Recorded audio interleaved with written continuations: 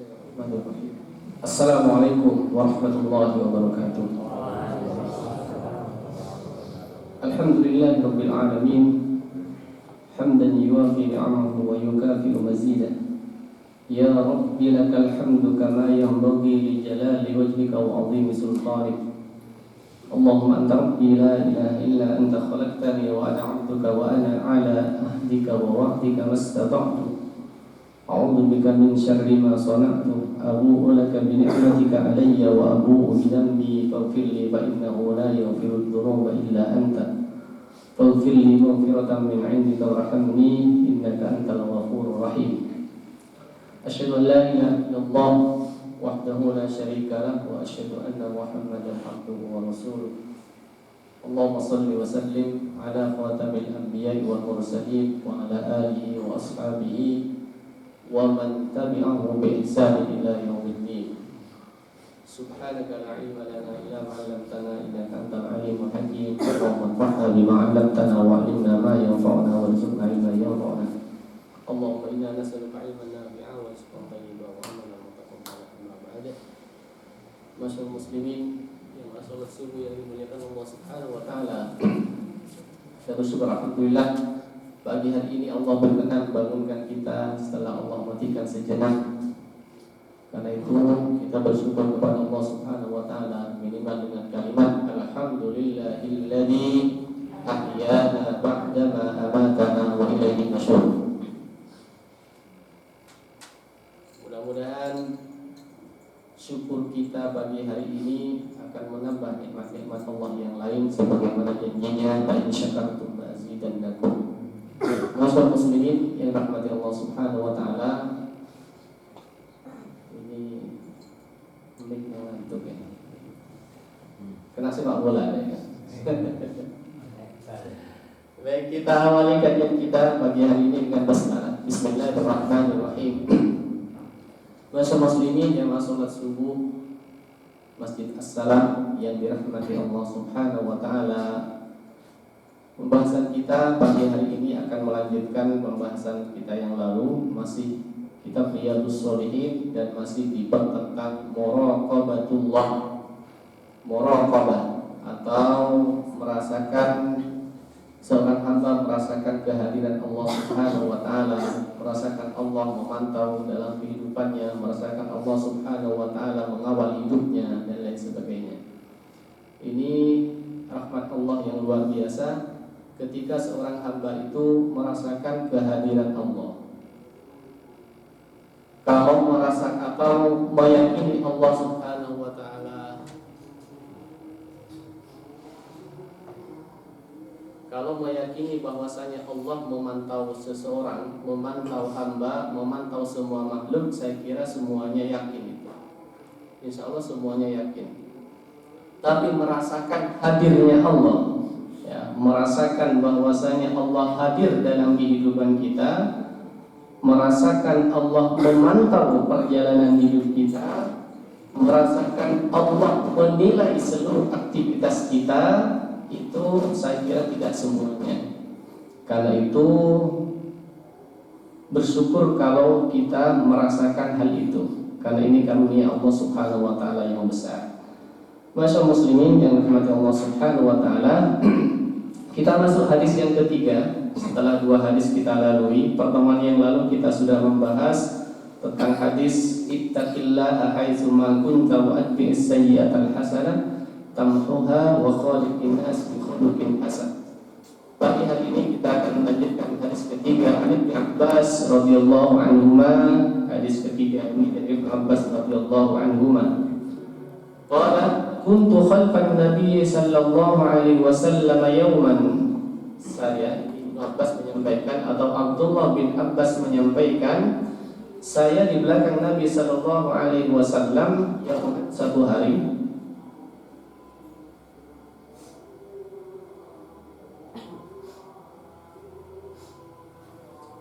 Faqala, kemudian Rasul sallallahu alaihi wasallam bersabda, ya gulam, wahai anak kecil. Ini panggilan khusus untuk yang masih usia anak-anak, ya gulam. Lebih kecil lagi ya sobi. Sobi itu anak bayi. agak besar, ya gulam. Kalau kita ini biasanya rajul, sudah semacam kita. Inni u'allimuka kalimatin, wahai anak kecil, sesungguhnya aku akan mengajarimu kalimatin, beberapa kalimat. Ihfadillaha, kalimat yang diajarkan Nabi sallallahu alaihi wasallam kepada Ibnu Abbas, dan pelajaran ini juga untuk kita. Jadi seakan-akan Rasul juga berpesan kepada kita, walaupun ini objeknya pada saat itu adalah Ibnu Abbas, tapi setelah ini hadis nyampe kepada kita, seakan-akan Nabi berpesan kepada kita dengan kalimat-kalimat ini. Ihfadillaha, jagalah Allah subhanahu wa ta'ala, yahfadka, niscaya Allah akan menjagamu. Ihfadillaha, jagalah Allah, tajidhu tujahaka, niscaya Allah akan engkau dapati di depanmu. Wa idza sa'alta, dan ketika engkau meminta, fas'alillaha, maka memintalah kepada Allah subhanahu wa ta'ala. Wa ista'anta, dan apabila kamu mau minta pertolongan, fasta'in billah, maka mintalah pertolongan kepada Allah.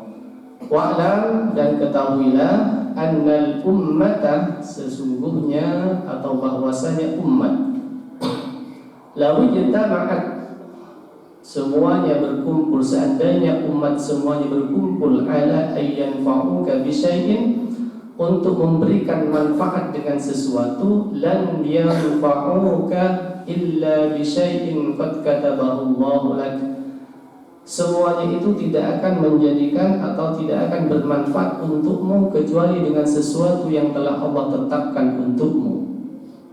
Wa in jitama'u ala ayyadurruka bisyai'in, dan seandainya semua umat berkumpul ala ayyadurruka bisyai'in, untuk membuat Anda celaka atau melakukan keburukan dengan sesuatu, lam yadurruka, maka tidak akan memberikan mudarat kepadamu, illa bisyai'in, kecuali dengan sesuatu qad katabahu Allahu 'alaika, dengan apa yang telah Allah tetapkan atasmu. Rufi'atil aqlam wa jaffatis sufuf, ini takdir sudah ditentukan, intinya begitu. Hadis ini hadis hasan sahih.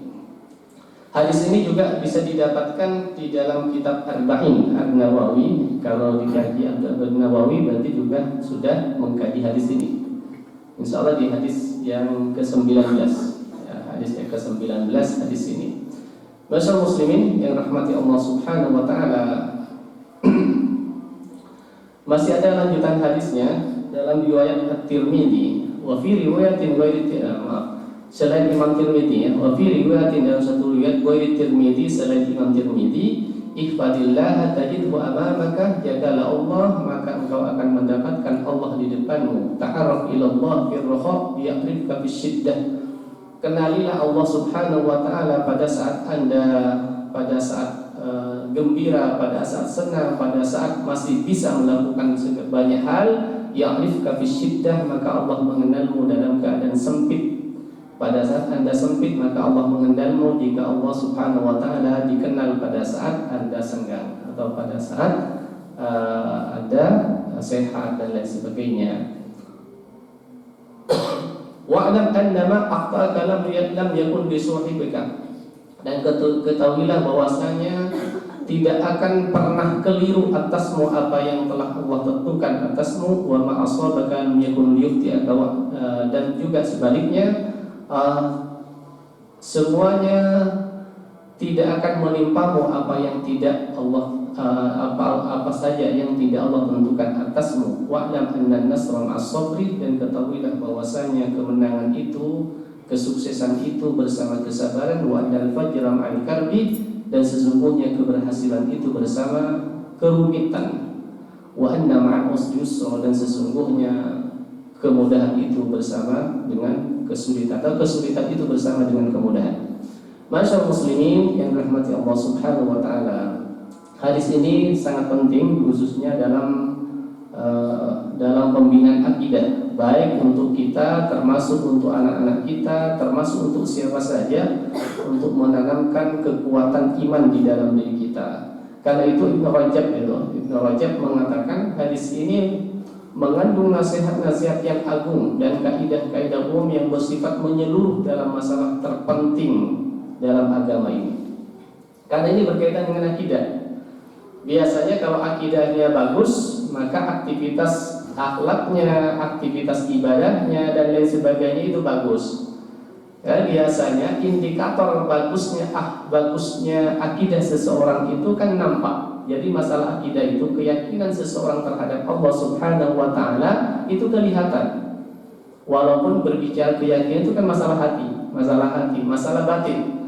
Tetapi nampak bahwasanya itu punya akidah yang bagus atau tidak. Karena di dalam hadis-hadis yang lain itu juga dijelaskan indikator-indikator orang yang beriman. Misalnya ini ya, dalam sama dalam arba'in hadis yang ke-15 ya.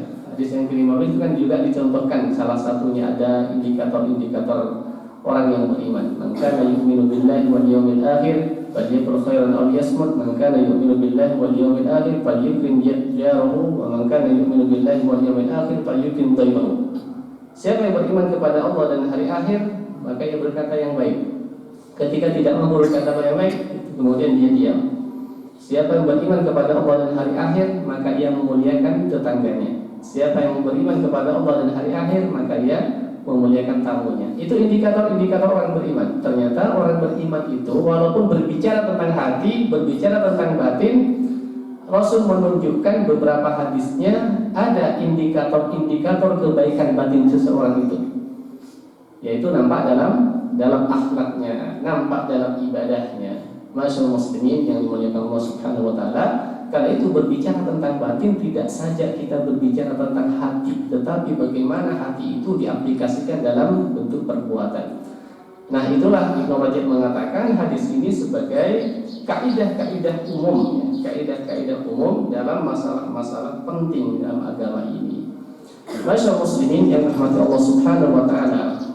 Saya sampaikan beberapa hal terkait dengan pesan-pesan penting dari hadis ini. Yang pertama, penjagaan Allah Subhanahu wa taala bagi seorang hamba yang menjaga batasan-batasan syariatnya. Dan tadi berlaku kaidah ini. Al-jazaa'u ma'a jinsil amal, ya, balasan yang sesuai dengan jenis perbuatan. Ya, balasan sesuai dengan jenis perbuatan. Artinya ketika tadi Rasul berpesan kepada Ibnu Abbas, ihfadillaha yahfadka. Jagalah Allah, maka niscaya Allah akan menjagamu. Sebenarnya apapun yang kita harapkan dari Allah Subhanahu wa taala, maka kita perlu berbuat hal itu dulu. Kalau kita mau dijaga oleh Allah, kita jaga Allah. Apa maksudnya menjaga Allah Subhanahu wa taala? Yaitu menjaga aturan-aturan Allah. Kita laksanakan apa yang diperintahkan, kita jauhi apa yang dilarang dan lain sebagainya. Intinya menjaga Allah kan itu menjaga agama Allah Subhanahu wa taala. Yang menjaga agama Allah Subhanahu wa taala tidak ada lain kecuali imtisalu awamirillah wa ijtinabun nawahi. Yaitu melaksanakan perintah-perintah Allah dan menjauhi larangan, itu artinya menjaga Allah. Kalau kita mau dijaga Allah, dijaga Allah. Apapun yang kita inginkan dari Allah, kita lakukan itu terlebih dahulu. Mau ditolong orang, tolonglah orang. Kan begitu istilahnya. Kan itu ada istilah ini, balasan sesuai dengan jenis perbuatan. Termasuk di dalam Al-Quran itu disebutkan fadhkuruni adhkurkum. Fadhkuruni adhkurkum. Apa artinya fadhkuruni? Ingatlah aku, maka aku akan mengingatmu.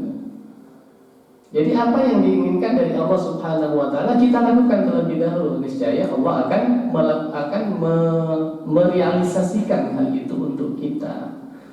Jadi kita sebaliknya kita tidak bisa banyak berharap kepada Allah Subhanahu wa taala kalau kita sendiri tidak mau menjaga agama Allah Subhanahu wa taala. Termasuk dalam surat Muhammad ya, ayat 7 itu, ya ayyuhalladzina amanu in tansurullaha yansurkum.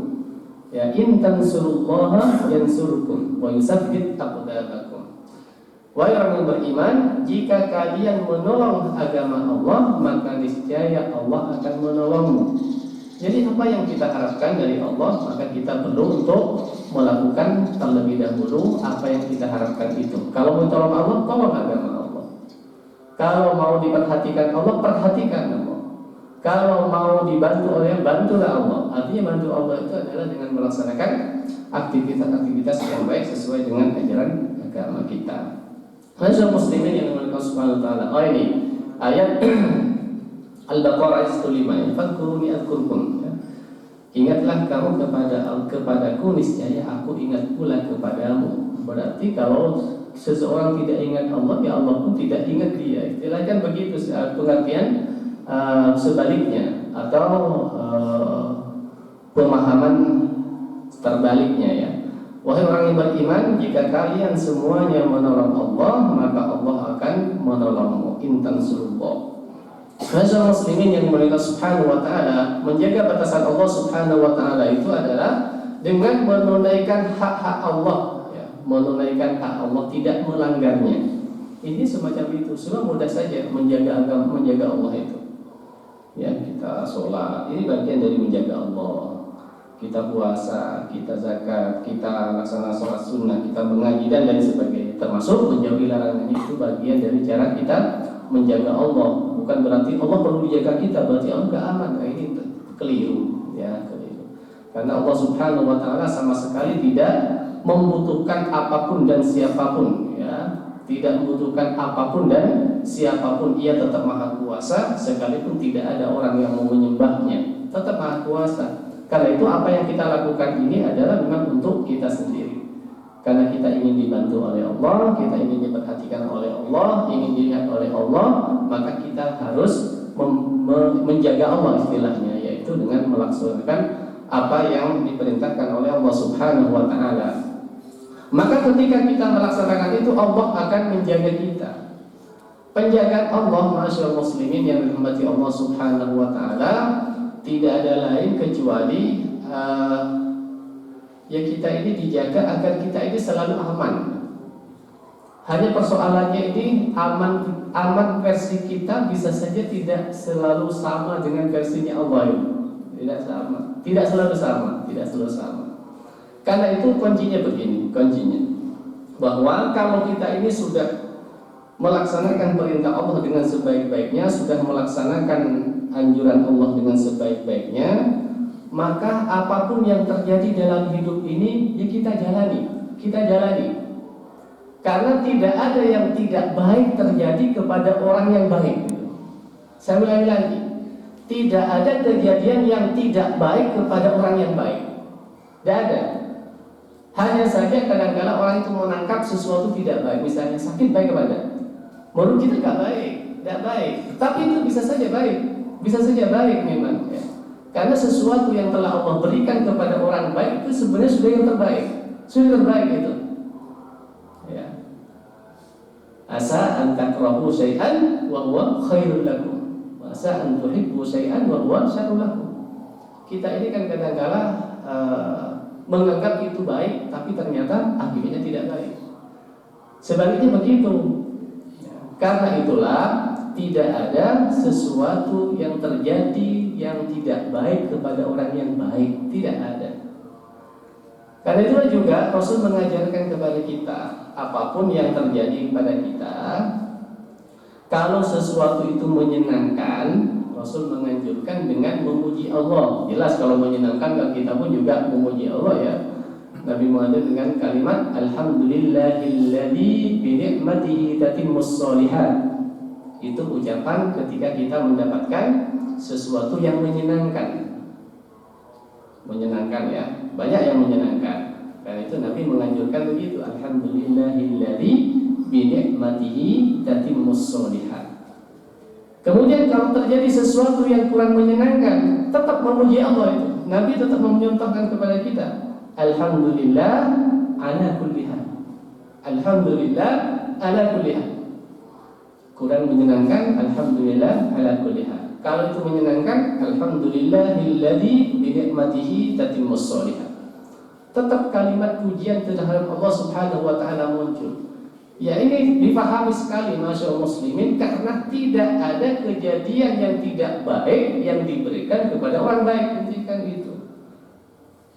Masyaallah muslimin yang rahmati Allah Subhanahu wa taala, sepintas kadang-kadang kita ini melihat hal-hal yang terjadi di tengah-tengah kita itu baik menurut versi kita, juga tidak baiknya juga menurut versi kita. Makanya orang itu kalau semacam itu mudah stres. Kenapa? Karena ukuran baik tidaknya dalam kehidupan ini kan biasanya tidak terlalu jauh dari kepentingan duniawi kita. Tidak terlalu jauh dari situ.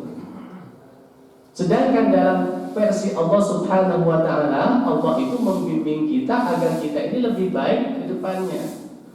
Misalnya saat ini diberi batuk, misalnya batuk pilek misalnya begitu ya. Apa itu selalu tidak baik untuk kita? Bisa saja dia memang yang terbaik. Kalau yang penting kita sudah melakukan atau menjaga Allah istilahnya ya. Kita sudah melakukan ibadah dengan baik, kita sudah melakukan banyak hal dalam kehidupan ini dengan sebaik-baiknya. Kemudian kalau Allah masih memberikan pilek dan batuk ya, itu pasti yang terbaik sudah dengan kita. Itu pasti yang terbaik.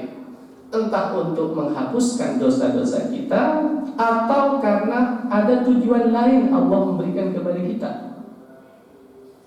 Pernah kita berkendaraan suatu saat kendaraan kita macet misalnya di situ. Ya memang juga kendaraannya sudah lama juga ya. Tapi di sisi lain kita juga bisa ambil pelajaran. Ini ada sesuatu yang Allah berikan kepada kita yang terbaik. Pernah kan ada cerita begitu ya. Ternyata kendaraannya di satu jalan itu macet, tidak bisa mogok. Ternyata tidak lama kemudian dia dapat informasi bahwa beberapa menit kemudian di depannya itu ada kecelakaan. Yang seandainya kendaraan dia itu tidak macet di situ, tidak mogok di situ, kemungkinan kecelakaan itu akan terjadi bersamaan dengan nyampainya dia dengan bersama-sama kecelakaan di situ. Itu kan kadang-kadang kalau manusia berpikir sepintas, wah ini bisa marah-marah ini, apalagi terburu-buru kemudian kendaraannya mogok dan lain sebagainya. Dan bahkan yang saya kira sudah Bapak Ibu dapat informasi yang viral itu ya. Ada seorang yang mau naik pesawat gitu ya. Mau naik pesawat kemudian ada yang menyatakan macet, ada yang menyatakan driver mobilnya itu mogok gitu. Sehingga intinya itu sampai orang itu di bandara itu ketinggalan pesawat. Jadi dia sudah mengantisipasi berangkat sekian jam sebelum jadwal pemberangkatan. Ternyata mobil yang dia kendara itu mogok atau ada yang mengatakan macet gitu ya. Sampai marah-marah di jalan itu, ini waktunya berangkat ya. Sampai bandara tertinggal pesawat. Hanya dia tidak terbang dengan pesawat itu. Ternyata setelah beberapa kemudian dapat berita ada kecelakaan pesawat. Ternyata pesawat yang mengalami kecelakaan itu pesawat yang seharusnya dinaiki dia. Yang tadinya marah-marah Bapak Ibu, akhirnya bersyukur kepada Allah Subhanahu wa taala. Inilah skenario Allah Subhanahu wa taala. Karena itu tidak ada yang tidak baik yang telah Allah rencanakan untuk hamba-hambanya, apalagi untuk hamba yang baik. Tidak ada yang tidak baik. Karena itu sekalipun sepintas kita melihat ini memang tidak nyaman untuk kehidupan kita dalam kehidupan dunia ini, tapi sebenarnya Allah punya rencana lain untuk kebaikan kita. Masyaallah muslimin yang dirahmati Allah Subhanahu wa taala. Itu bentuk bagaimana Allah menjaga kita. Jadi Allah menjaga kita tidak kita gambarkan sesuatu yang nyaman saja untuk kita. Karena nyamannya kita itu yaitu sangat duniawi banget. Ya, sangat duniawi banget. Standar nyamannya kita kan duniawi banget ya. Misalnya pingin sehat terus, itu duniawi banget. Pingin kaya raya, duniawi banget itu, dan lain sebagainya. Dimensi dunia yang selalu menjadi pertimbangan kita, dan itu kadang-kadang menjadi standar nyamannya kita, dan kemudian dianggap itu sebagai ini Allah sedang menjaga kita. Belum tentu ya. Orang dibuat nyaman dalam kehidupannya sepanjang hidupnya, belum tentu itu bentuk pertolongannya, belum tentu juga. Sebaliknya juga begitu. dalam perjalanan hidupnya banyak masalah yang dihadapi, itu juga belum tentu itu bagian dari dari Allah tidak menolong terhadapnya. Bukan, tidak selalu demikian. Yang penting kuncinya kita adalah ihfadillah, itu kuncinya. Sudah masalah Allah bantu dalam bentuk apa kepada kita, Allah akan menjaga kita dalam bentuk apapun, ya kita terima saja. Insya Allah itu sudah yang terbaik. Walaupun demikian tetap kita evaluasi. Tetap evaluasi. Kalau ada sesuatu yang kurang baik, ya tetap evaluasi, istilahnya muhasabah, istilahnya introspeksi. Masyaallah muslimin yang rahmati Allah Subhanahu wa taala. Baik. Ada dalam salah satu ayat Al-Qur'an dalam surat Qaf ayat 33, "Hadza ma tu'aduna likulli awwabin hafiz. Man khasyya ar-rahmana bil ghaib wa jaa'a biqalbin munib." Inilah yang dijanjikan kepadamu, yaitu setiap hamba yang selalu kembali kepada Allah lagi menjaga semua perbuatan-perbuatannya, yaitu orang yang takut kepada Rabb yang Maha Pemurah, sedang dia tidak kelihatan olehnya dan dia datang dengan hati yang bertaubat. Ya, ada kalimat di sini ya, likulli awwabin hafid. Inilah yang ulama menafsirkan, inilah orang yang ihfadillah tadi itu, menjaga Allah. Yaitu orang-orang yang ini, man khasyar rahmana bil ghaibi wa jaa'a biqalbin munib. Ya, orang yang menjaga Allah itu intinya orang yang ihsya, orang yang mempunyai rasa khusyuk di dalam hatinya terhadap Allah Subhanahu wa taala. Masyaallah muslimin yang dirahmati Allah Subhanahu wa taala. Oke. Ada beberapa bentuk penjagaan Allah Subhanahu wa taala. Memang ini ya secara umum ya, dan sesuai dengan harapan kira-kira, harapan manusia, yaitu ada unsur duniawi, penjagaan Allah terhadap hamba dan urusan duniawi, seperti penjagaan Allah terhadap kesehatan badannya, juga terhadap istri, keturunan dan hartanya. Ya, ini lagi-lagi badan kita ini dianggap baik kalau menurut kita itu ketika kita sehat. Ketika kita sehat, karena kita ini biasanya kalau dengan sehat itu bisa melaksanakan banyak hal. Sebaliknya ketika tidak sehat kita sudah berarti tidak bisa melaksanakan banyak hal. Kemudian juga dengan harta, dengan keturunan dan lain sebagainya. Itu idealisnya kita, ideal harapan kita itu kalau semuanya ini sehat badannya kita. Itu kan seakan-akan itu sesuatu yang baik. Sakit itu belum tentu tidak baik loh ya. Belum tentu tidak baik. Kadang-kala sakit itu sesuatu yang baik untuk kita. Apalagi kita berbicara tentang bagaimana cara Allah Subhanahu wa taala menghapus dosa-dosa kita. Oh, itu kalau sudah berbicara tentang itu, maka sebenarnya tidak ada peluang bagi kita untuk tidak bersyukur, Kenapa? Karena ternyata semua kejadian yang membuat hati kita berduka itu salah satu cara Allah untuk menghapus dosa, sehingga nanti ketika di akhirat kita ini tidak terlampau banyak dosa, sehingga nanti perlu dibersihin dulu di dunia ini. Bahkan apapun kita yang dialami oleh kita yang tidak nyaman, kesandung sedikit saja, itu fasilitas menghapus dosa. Dirasani tetangga, harus dinikmati saja. Alhamdulillah, tetangga masih mampu merasani. Itu artinya menghapus dosa-dosa kita. Dirasani teman-temannya, ya bisa bersyukur itu. Bisa bersyukur. Kenapa? Kalau kita menyadari ternyata itulah fasilitas-fasilitas yang Allah berikan kepada kita untuk membuat kita ini lebih nyaman dan lebih tenang. Karena yang membuat kita tidak nyaman, membuat kita tidak tenang, itu salah satu faktornya karena terlalu banyak dosa. Ya, banyak dosa. Nah, dengan banyaknya fasilitas penghapusan dosa itu, harapannya kita ini hidupnya lebih tenang, lebih nyaman. Di dunia saja bisa dirasakan itu, saya kira. Ketenangan hidup itu bisa dirasakan kalau dosa-dosa kita telah terampuni oleh Allah Subhanahu wa taala. Tapi ya kita tidak terlalu pede saja. Tidak boleh juga terlalu pede ya. Terlalu percaya diri. Wah, dosa-dosa saya sudah terampuni. Kenapa? Saya senang, saya tenang sekarang ya. juga tidak perlu terlalu percaya diri, karena ketenangan kita, kesenangan kita itu kadang-kala karena faktor duniawi tadi. Ya, misalnya lagi lahir cucunya sekarang kan senang gitu, seakan-akan nggak pernah ada masalah gitu ya.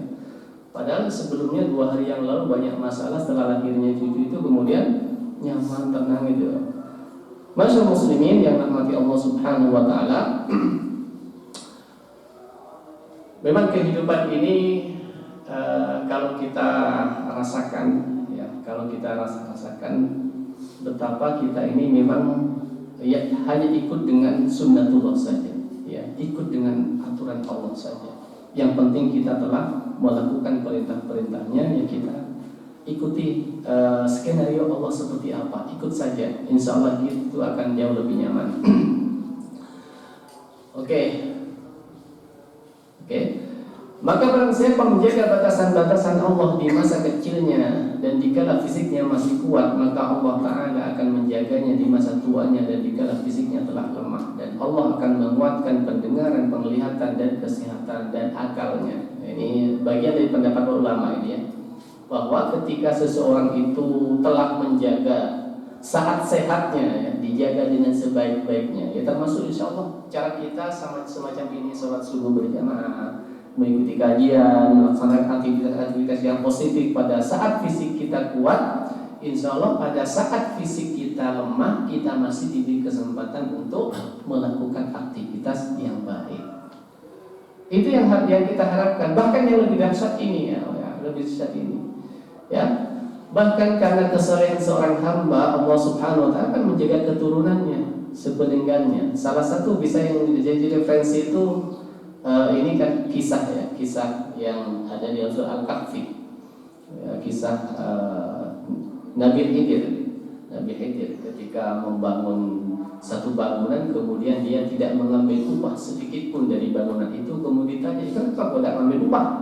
Ya, Nabi Musa menyampaikan, kenapa tidak ambil upah? Kalau ambil upah kan lumayan, bisa jadi untuk kebutuhan sehari-hari. Kemudian apa yang disampaikan malaikat Nabi Khidir itu, dia punya anak ya, milik anak yatim yang kedua orang tuanya adalah orang tua wa kana abuhuma sholiha, ya, orang tuanya baik. Artinya apa yang bisa kita ambil, masyarakat muslimin? Dari kebaikan orang tua itu ternyata berdampak baik juga kepada anak-anaknya. Ya, kira-kira kalau orang tuanya suka menolong, ya, orang tuanya suka menolong, maka anak pun itu akan mudah untuk dapat pertolongan orang lain. Dapat pertolongan orang lain. Karena itu kita berbuat baik tidak sia-sia untuk kita dan untuk anak-anak kita, ya. Bahkan ada ulama ini, ya, saya sampaikan terlebih dahulu ini ya. Ia mengatakan, ya, Imam As-Sa'id yang berkata kepada putranya, sesungguhnya aku akan memperbanyak sholat sunnahku karena kamu ya. Jadi dia melaksanakan sholat sunnah, memperbanyak sholat sunnah, menyampaikan kepada anak, ya karena untuk kalian semuanya sholat sunnahku. Artinya sholat sunnahnya itu bukan berarti dipersembahkan untuk, bukan, tetap karena Allah Subhanahu wa taala, tapi ada harapan untuk anaknya dengan perbanyak sholat sunnah. Apa harapannya? Yang mengatakan dengan harapan Allah Subhanahu wa taala akan menjagamu sepeninggalku nanti, ya. Jadi dengan memperbanyak sholat sunnah itu, memperbanyak sholat sunnah saja, itu berdampak positif terhadap anak-anak kita yang akan datang. Karena itulah kesolehan orang tua mempunyai dampak, ya, mempunyai dampak secara langsung kepada kesolehan anak-anaknya. Ya biasanya begitu paketnya, ya. Paketnya biasanya begitu. Orang tua yang baik, kemudian ada anak yang baik dan lain sebagainya. Kemudian mungkin ada yang bertanya, kenapa putranya Nabi Nuh? Nabi Nuh itu kan aneh, kok bisa jadi durhaka itu? Masya Allah muslimin yang rahmati Allah Subhanahu wa taala, itu karena salah satu orang tuanya tidak baik. Salah satu orang tuanya tidak baik. Baik disebutkan di dalam surat At-Tahrim ya.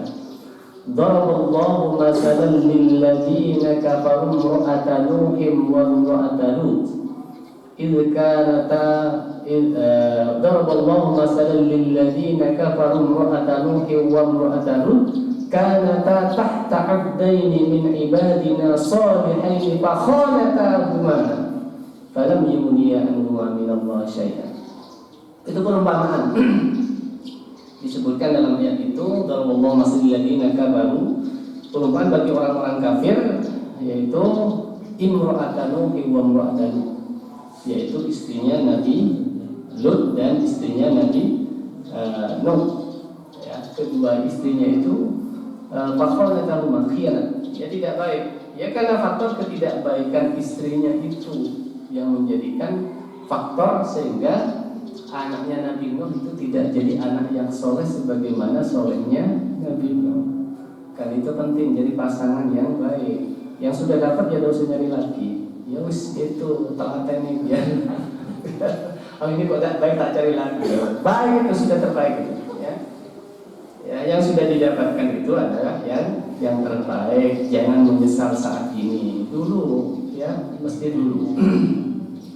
Yang belum punya masalah ya gitu, harus hati-hati mencari pasangan karena ketika ada salah satu yang kurang baik dari orang tuanya itu akan berdampak kepada anak-anaknya. Itu salah satunya. Masih kurang baik apa Nabi Nuh? Dia seorang nabi pilihan Allah Subhanahu wa taala, luar biasa, ya luar biasa. Bashar muslimin yang rahmati Allah Subhanahu wa taala. Kemudian penjagaan Allah Subhanahu wa taala terhadap hamba dalam agama, ya. Ini yang penting juga. Yang sangat dibutuhkan kan sebenarnya di sini. Allah Subhanahu wa taala tetap menjaga iman kita dalam semua situasi dan semua kondisi. Ini yang sangat kita harapkan. Karena kadang-kala dengan gangguan atau dengan keadaan yang tidak diinginkan terjadi di tengah-tengah kehidupan, kadang orang itu mudah untuk putus asa, mudah untuk menjual agamanya, menjual imannya dan lain sebagainya. Ya kita yang mudah-mudahan tidak mendapatkan ujian yang sangat berat sehingga kita ini tidak sampai terganggu keimanan kita.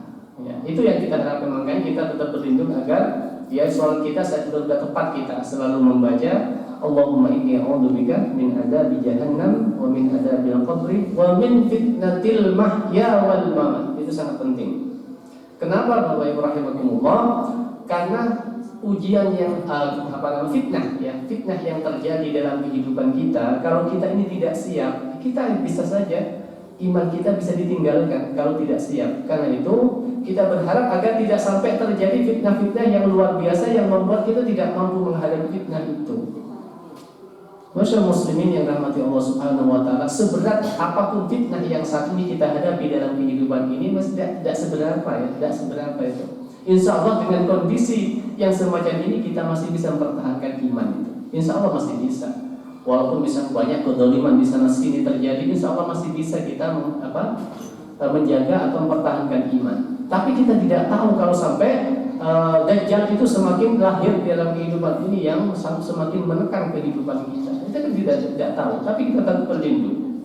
Masyaallah muslimin, pernah sahabat itu mengadu kepada Nabi karena begitu beratnya orang kafir Quraisy itu mengganggu terhadap kehidupannya, merasa tidak tenang, ya. Sampai mengadu, ya, sampai menyatakan begini, ya Rasul, tidakkah engkau mendoakan kepada Allah untuk kami agar kami ini tidak setiap hari diganggu oleh orang-orang kafir? Kita ini diganggu apa enggak? Enggak ada gangguan lah kita ini. Sekalipun ada kecil-kecil banget gitu ya, kecil banget. Pengajian enggak pernah dihalang-halangin. Sekalipun dihalang-halangin, bisa kira kecil itu halangannya. Dibandingkan sahabat-sahabat Nabi pada saat periode Mekah. Sampai karena tidak tahannya menyampaikan, wahai Nabi, tidakkah kau doakan saja kepada Allah biar ini aman. Kemudian apa yang dijawab oleh Nabi? Nabi jawabnya dengan memberikan gambaran, wahai sahabat, ya, memberikan gambaran ini, wahai sahabat, ada umat sebelum kita. Umat sebelum kita ini dulu itu pernah ketika ia tidak mau mengikuti agamanya, agama rajanya begitu, kemudian ia pendam ya sampai lehernya itu dipendam ke dalam tanah, kemudian digergaji kepalanya dijadikan dua, dibelah jadi dua, itu pun masih bertahan dengan agamanya. Nabi memberikan gambar semacam itu. Itu apa artinya, masyaallah muslimin? Yang dialami oleh kita ini ternyata belum seberapa fitnah kehidupan itu belum seberapa. Karena itu kita tentu tidak berharap terjadi lagi yang digambarkan yang berat-berat seperti itu. Kenapa? Karena khawatir dengan kelas iman kita ini gak mampu. Kelas iman kita gak mampu menghadapi semacam itu. Wong diganggu adanya krisis saja sudah oleh kok ini ya. Ya sudah berapa banyak orang yang sudah libur ke masjid gitu. Ya, yang gara-gara ia mengejar pekerjaan karena dituntut untuk bisa memenuhi kebutuhan hidupnya. Masya muslimin yang rahmati Allah Subhanahu wa taala, yang sangat dibutuhkan ya ini, masya muslimin. Kenapa kita ini perlu menjaga Allah? Kenapa kita perlu banyak mengabdi kepada Allah, agar Allah menjaga kita, agar kita ini selalu dengan iman kita dalam situasi dan kondisi apapun. Ya, dalam situasi dan kondisi apapun, tidak sampai kondisi dan situasi ini mempengaruhi terhadap iman kita. Insya Allah kalau Allah menjaga. Jadi keadaan apapun kita, selama iman itu ada di dalam diri kita, maka kondisi kita dalam kondisi aman. Kondisi aman. Selama iman itu aman sebenarnya kita.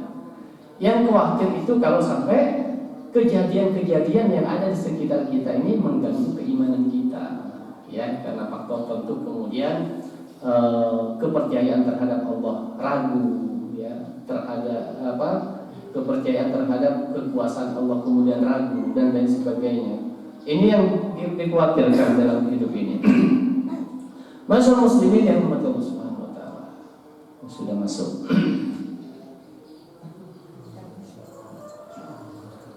Sudah ya.